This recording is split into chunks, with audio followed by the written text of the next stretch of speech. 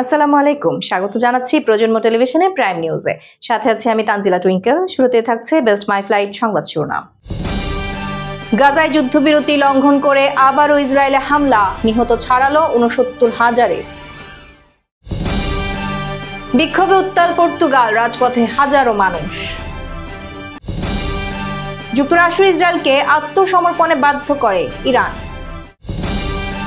বাংলাদেশ ঘিরে সীমান্তে সেনা ঘাঁটি বাড়াচ্ছে ভারত।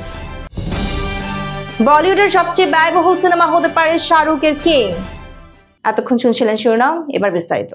ফিলিস্তিনের অবরুদ্ধ গাজায় যুদ্ধবিরতি চুক্তি লঙ্ঘন করে হামলা চালাচ্ছে দখলদার ইসরায়েল, যার ফলে উপত্যকাটিতে বেড়েই চলেছে মৃতের সংখ্যা।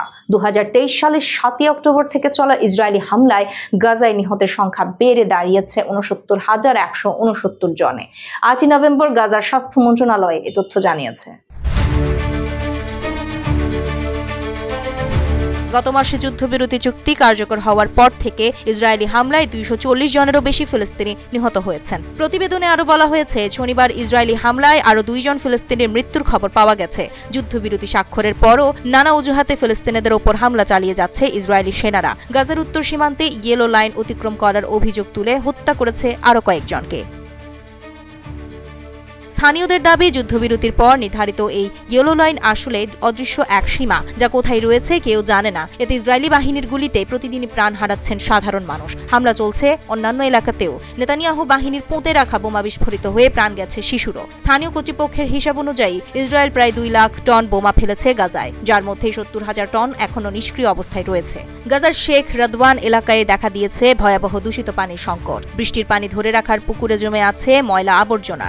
ইসরায়েলি হামলায় পাম্প স্টেশন ও নিষ্কাশন ব্যবস্থা ধ্বংস হয়ে যাওয়ায় ওই পানি ছড়িয়ে পড়ছে আশেপাশের বসতি ও আশ্রয় শিবিরে। স্থানীয় প্রশাসন জানিয়েছে, পানির স্তর ৬ মিটার পর্যন্ত বেড়ে গেছে, যা দুর্গন্ধ, মশা ও সংক্রমণের ঝুঁকি তৈরি করেছে।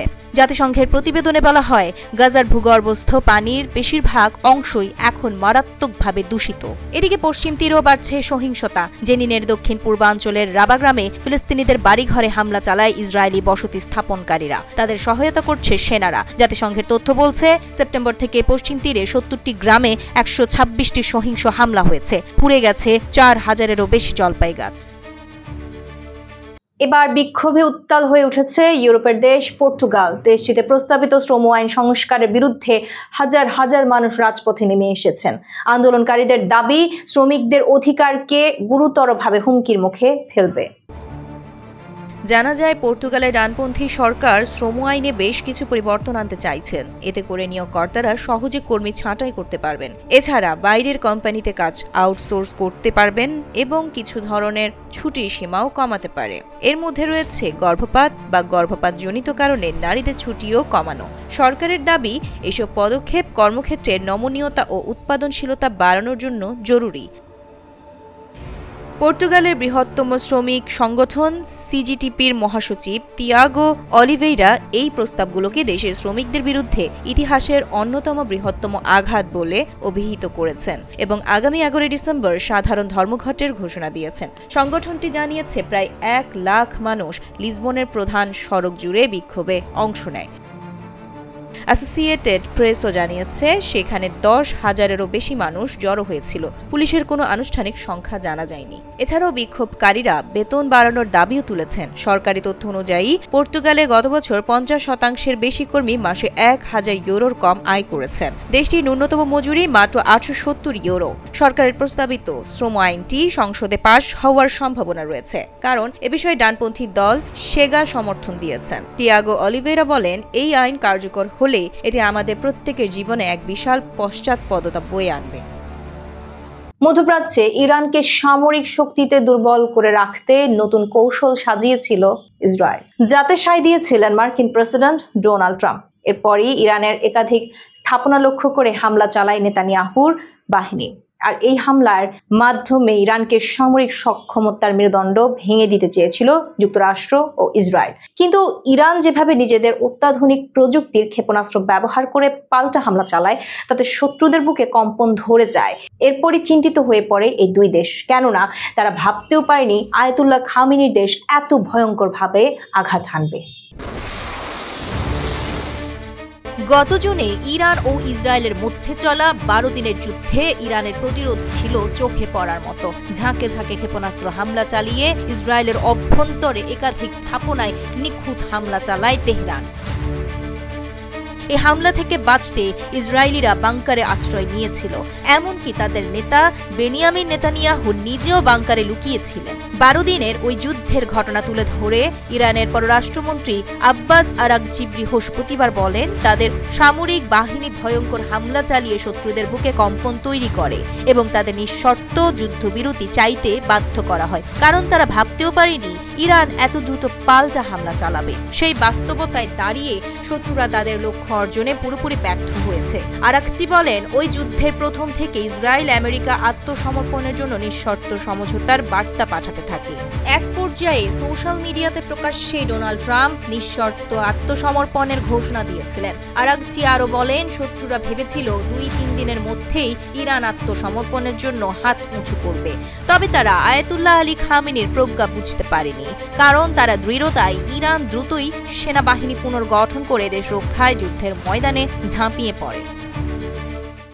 ভারত বাংলাদেশ সীমান্তের কাছে শিলিগুড়ি করিডোর বা চিকেন স্নেক নামে পরিচিত অঞ্চল কৌশলগতভাবে ভারতের জন্য অত্যন্ত গুরুত্বপূর্ণ। সেখানে নতুন 3টি সক্রিয় সেনা ঘাঁটি স্থাপন করেছে ভারত। ধারণা করা হচ্ছে এটি নিরাপত্তা বাড়াতেই এমন পদক্ষেপ নিয়েছে দেশটি। ভারতীয় সংবাদ মাধ্যমটি প্রতিবেদনে বলেছে, আসাম বাংলাদেশ সীমান্তের ধুবড়ির কাছে বামুনি, বিহারের কিশনগঞ্জ এবং পশ্চিমবঙ্গের চোপড়ায় এই 3 নতুন ঘাঁটি তৈরি করা হয়েছে। এই পদক্ষেপ ভারতের পূর্ব সীমান্তে প্রতিরক্ষা জোরদার করার বড় পরিকল্পনার অংশ, যার লক্ষ্য সীমান্তের নজরদারি বাড়ানো, টেকনিক্যাল ঘাটতি পূরণ করা এবং দ্রুত প্রতিক্রিয়া জানানোর সক্ষমতা বৃদ্ধি করা। উত্তরবঙ্গের 22 কিলোমিটার প্রশস্ত শিলিগুড়ি করিডোর ভারতের মূল ভূখণ্ডকে 7টি উত্তর পূর্বাঞ্চলীয় রাজ্যের সঙ্গে যুক্ত করে। এই অঞ্চল চারিদিক থেকে নেপাল, ভুটান, বাংলাদেশ ও চীনের ঘেরা। চিকেন স্নেককে অনেকে ভারতের দুর্বল অংশ মনে করলেও ভারতীয় সেনাবাহিনীর ঊর্ধ্বতন কর্মকর্তারা একে দেশের সবচেয়ে শক্তিশালী প্রতিরক্ষা করিডোর বলে আখ্যা দিয়েছেন। সংশ্লিষ্ট এক সেনা সূত্র বলছে, শিলিগুড়ি করিডোর বহুস্তরীয় নিরাপত্তা বলয়ে সুরক্ষিত। নতুন ঘাঁটিগুলো আমাদের দ্রুত চলাচল, লজিস্টিক্স এবং রিয়েল টাইম গোয়েন্দা তথ্য সংহত করার ক্ষমতা আরও বাড়াবে। এর আগে ভারতীয় সেনা প্রধানও মন্তব্য করেছিলেন, চিকেন স্নেককে আমি দুর্বল অংশ হিসেবে দেখি না, এটি আমাদের সবচেয়ে শক্তিশালী অঞ্চল, কারণ পশ্চিমবঙ্গ, সিকিম এবং উত্তর পূর্বাঞ্চলে অবস্থানরত আমাদের সব বাহিনী এখানে একত্রে মোতায়েন করা যায়। এছাড়া ভারত এই অঞ্চলে একটি উন্নত 3 স্তরের বিমান প্রতিরক্ষা ব্যবস্থা স্থাপন করেছে, যেখানে রয়েছে রাশিয়া থেকে আনা S-400 সারফেস টু ইয়ার ক্ষেপণাস্ত্র, ইসরায়েল ও DRDOর যৌথভাবে তৈরি MRSAM সিস্টেম এবং দেশীয় আকাশ ক্ষেপণাস্ত্র ব্যবস্থা। এই 3টি মিলেই পূর্ব ও উত্তর পূর্ব দিক থেকে আসা বিমান ও ক্ষেপণাস্ত্র হামলার বিরুদ্ধে পূর্ণাঙ্গ প্রতিরক্ষা কভারেজ দেয়। এই অঞ্চলে S-400 সিস্টেম মূলত চীন বা অন্য শত্রুপক্ষের বিমান অনুপ্রবেশ ঠেকানোর উদ্দেশ্যে স্থাপন করা হয়েছে বলে জানিয়েছে প্রতিবেদনে। ফিরছি বিনোদনের সংবাদ দিয়ে। শাহরুখ খানের নতুন সিনেমা কিং নিয়ে বলিউডে শুরু হয়েছে তুমুল আলোচনার ঝড়।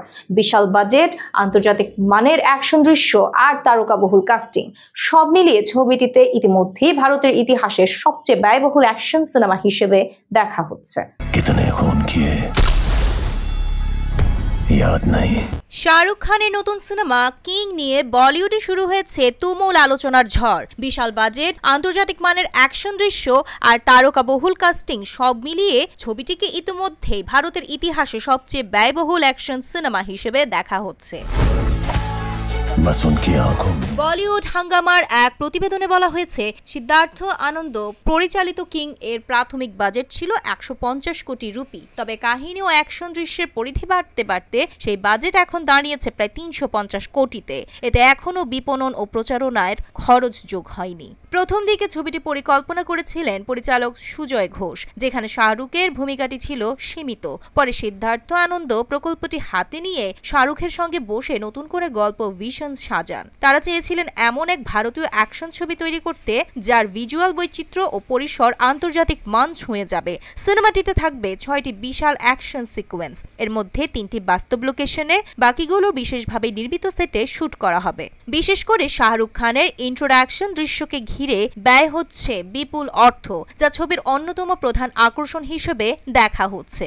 কিং এর প্রযোজনায় আছেন গৌরী খান ও মমতা আনন্দ, আর শাহরুখ নিজেও যুক্ত আছেন প্রযোজক হিসেবে। 2026 সালে মুক্তি পাবে সিনেমাটি। ট্রেড বিশ্লেষকদের মতে কিং শাহরুখ খানের ক্যারিয়ারের সবচেয়ে বড় ব্যয় সাপেক্ষ প্রকল্পগুলোর একটি হতে যাচ্ছে, যা মুক্তির পর ভারতীয় বক্স অফিসে নতুন রেকর্ড গড়তে পারে। শেষ করছি খেলার সংবাদ দিয়ে। দেশের নারী ক্রিকেট এখন আলোচনার কেন্দ্রে, তবে খেলার পারফরমেন্সে নয়, বরং দলকে ঘিরে ওঠা অভিযোগ ও বিতর্কের কারণে। জাতীয় দলের সাবেক অধিনায়ক জাহানারা আলমের যৌন হয়রানির অভিযোগ ক্রিকেট মহলে বড় ধরনের আলোড়ন তুলেছে। এর মধ্যে 3 সদস্যের তদন্ত কমিটি গঠন করেছে বিসিবি, আর এই উত্তপ্ত পরিস্থিতিতে মুখ খুলেছেন বিসিবির নতুন পরিচালক আসিফ আকবর। তার মতে তদন্ত শেষ না হওয়া পর্যন্ত কাউকে অপরাধী বলা অন্যায় এবং অপরাধ প্রমাণের আগেই কাউকে অভিযুক্ত করা অনুচিত। রোববার গণমাধ্যমের সঙ্গে আলাপকালে আসিফ বলেন, অপরাধ প্রমাণিত হওয়ার আগে কাউকে অপরাধী বলাটা অপরাধ। বিসিবি 15 দিন সময় নিয়েছে, তদন্ত কমিটি করেছে। আমাদের অপেক্ষা করা উচিত 15 দিন। যদি তদন্ত শেষে কোনো অনিয়ম বা অপরাধ প্রমাণিত হয়, অবশ্যই আমরা ব্যবস্থা নেব।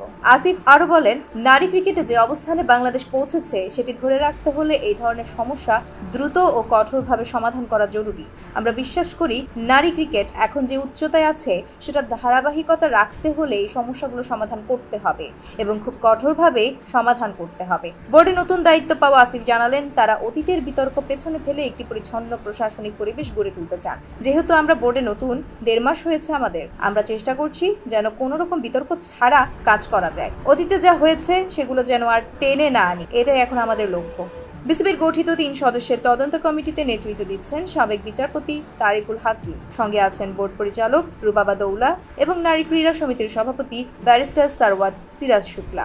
সব নজর এখন সেই কমিটির প্রতিবেদনের দিকে, যা নির্ধারণ করবে জাহানারার অভিযোগ কতটা ভিত্তি সম্পন্ন এবং বাংলাদেশের নারী ক্রিকেট আবার কত দ্রুত মাঠের ভেতরের আলোচনায় ফিরে যেতে পারে।